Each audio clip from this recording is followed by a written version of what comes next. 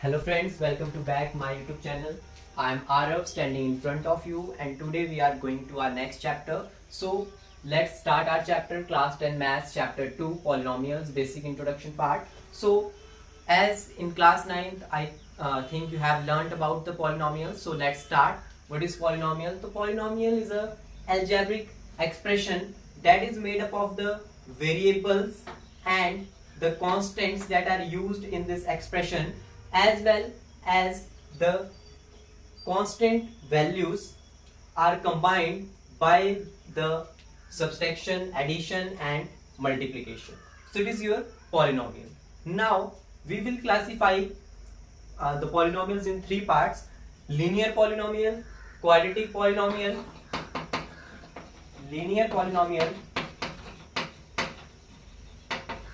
quadratic polynomial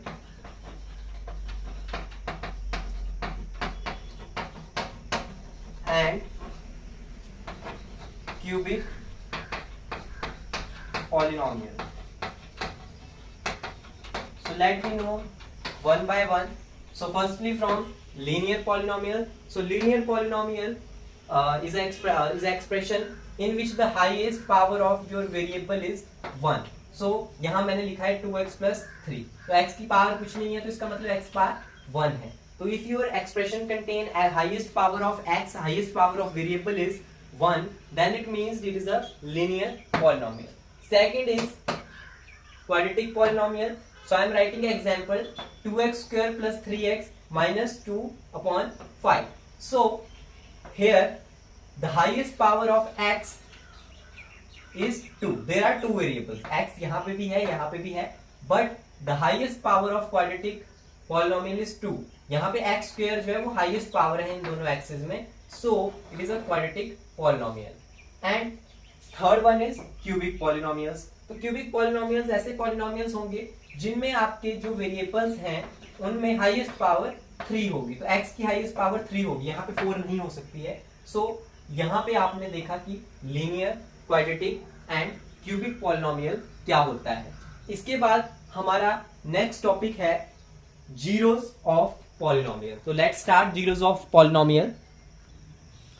so zeros of polynomial में अगर मैं आपके सामने एक पॉलिनोमियल लिख दूं, जैसे मैंने लिख दिया x प्लस 5. सबसे पहले तो ये एक लीनियर पॉलिनोमियल है बिकॉज x की हाईएस्ट पावर 1 है. और जीरोस ऑफ पॉलिनोमियल का मतलब ये है कि ये जो पॉलिनोमियल आपके सामने लिखा है, मैं p ऑफ x मान लेता हूं इसे, तो जीरोस ऑफ पॉलिनोमियल मींस कि ये जो पॉलिनोमियल आपके सामने लिखा है इसमें x की क्या वैल्यू डाली जाए कि ये पॉलिनोमियल 0 हो जाए. तो मैं बोल दूंगा कि इसमें -5 अगर हम पुट कर दें तो it will be equal to 0. p of x की जगह -5 अगर वैल्यू रखी जाएगी तो ये 0 हो जाएगा, विच मीन्स इट इज इसके जीरोस ऑफ पॉलिनोमियल ये हैं. उसके बाद आपकी बुक में स्पेसिफाई बताया गया है कि अगर हम क्वाड्रेटिक पॉलिनोमियल की बात करें तो क्वाड्रेटिक पॉलिनोमियल में मैक्सिमम जो है वो आपके 2 जीरोस हो सकते हैं. 2 जीरोस ऑफ पॉलिनोमियल पॉसिबल है in case of quadratic polynomial.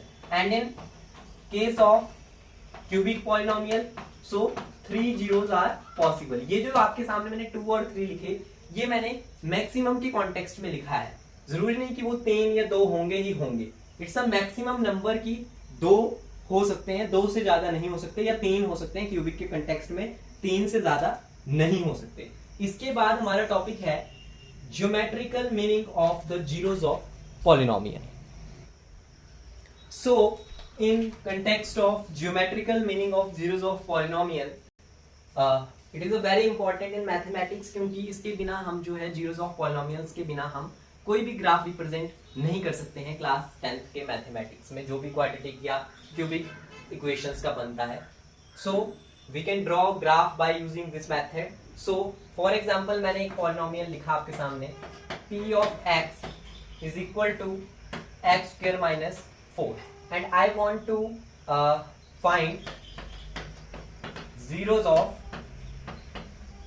this polynomial जो given है. क्वेश्चन ऐसे आता है to find the zeros of this polynomial, ऐसे दिया होता है. तो जैसे ये मान लीजिए आपको एक polynomial दे दिया to find the zeros of this polynomial.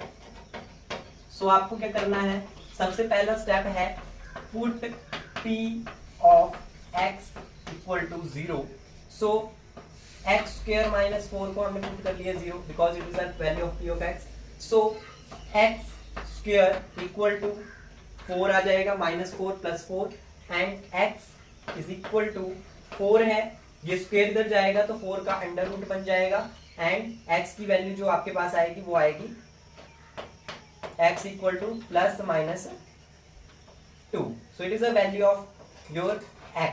It means मेरे पास x की वैल्यू आ गई, मैं +2 भी लूंगा और -2 भी लूंगा, तो मैं यहाँ इनकी वैल्यूज जो है वो रख के देखता हूँ. सो मैंने दोबारा से एक बार पॉलिनोमियल लिख लिया p of x equal to x square minus 4. अगर मैंने p ऑफ x की जगह 2 वैल्यू रखी तो मेरे पास वैल्यू क्या आ गई 0, और मैंने p ऑफ x की जगह अगर -2 रखी सो -2 और इसका भी स्क्वायर कर दिया, सो ये क्या हो जाएगा, ये हो जाएगा 4 एंड -4 इक्वल टू 0. सो मेरे आंसर्स आ गए, राइट. अगर मैं +2 लूंगा तो मेरे पास जो y की वैल्यू बनेगी वो 0 बनेगी, और अगर मैं -2 लूंगा तब भी मेरे पास जो वैल्यू बनेगी वो 0 ही बनेगी. सो मैं लिख सकता हूँ यहाँ से जो पॉइंट आएगा वो आएगा 2,0 एंड यहाँ पे मैंने -2 वैल्यू रखी थी तो मेरे पास दूसरी वैल्यू जो आई वो आई 0. सो ये हमारे जो है वो पॉइंट्स बन जाएंगे जैसे कि हम दोनों पॉइंट्स को यूज करेंगे. तो क्वेश्चन आता है कि to find the zeros of this polynomial. Polynomial आपको कुछ और भी दे सकते हैं, ये एक तरीका है कि हमें पुट करना होता है उस पॉलिनोमियल को equal to 0 and after that simply equations की जो इक्वेट करना है और कैलकुलेशन है बेसिक सी वो.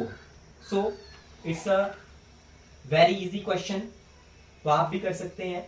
और आपको पता है कि हमारी जो बेसिक क्वाड्रेटिक इक्वेशन होती है वो क्या होती है, जैसे हमने छोटी क्लासेस में पढ़ी है, तो वो होती है ax² + bx + c equal to 0. अगर वो इस फॉर्म में नहीं हो तो वो क्वाड्रेटिक इक्वेशन नहीं होती.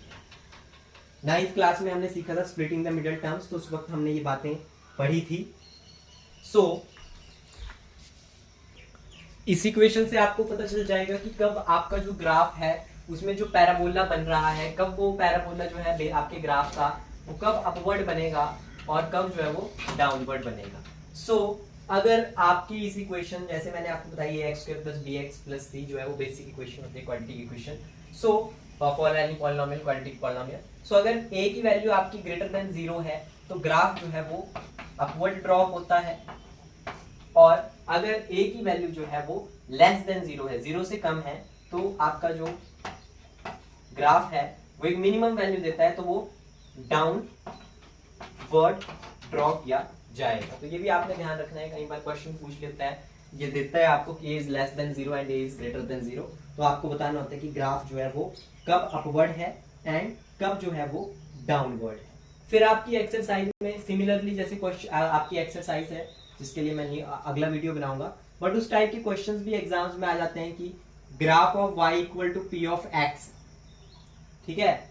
सो इसमें भी आपको बताना होता है कि कितने जीरोस नंबर ऑफ पॉलिनोमियल बन रहे हैं ग्राफ को देखकर.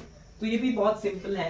अगर मैं बात करूं, जैसे यहां ग्राफ बनाते हैं ग्राफ, अगर मैं एक ग्राफ ड्रॉ कर दूं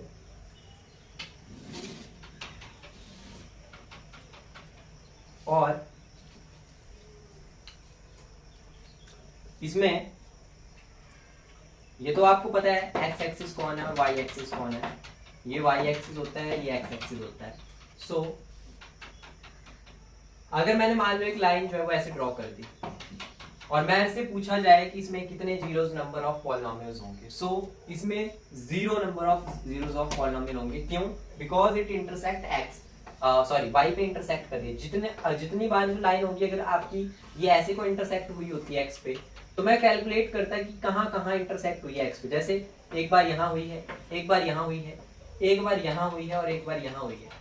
तो इन दिस कॉन्टेक्स्ट जो केस नंबर 1 था उसमें तो 0 थे, लेकिन जो केस नंबर 2 है उसमें हमारे पास 4 पॉलिनोमियल बनेंगे. तो पॉलिनोमियल डिपेंड करेंगे आपकी जीरो ग्राफ को देखने में कि आपकी जो लाइन है वो कितनी बार आपके x एक्सिस पे इंटरसेक्ट कर रही है, कितनी बार उस पे स्ट्राइक हो रही है. जैसे ये लाइन जो सेकंड केस में बनाई ये 4 बार स्ट्राइक हुई तो 4 पॉलिनोमियल। फर्स्ट केस वाली लाइन जो थी वो वाई एक्सिस पे ही स्ट्राइक थी, एक्स एक्सिस पे एक बार भी नहीं लगी, तो इसमें आपके 0 पॉलिनोमियल्स हैं, जीरोस ऑफ पॉलिनोमियल्स 0।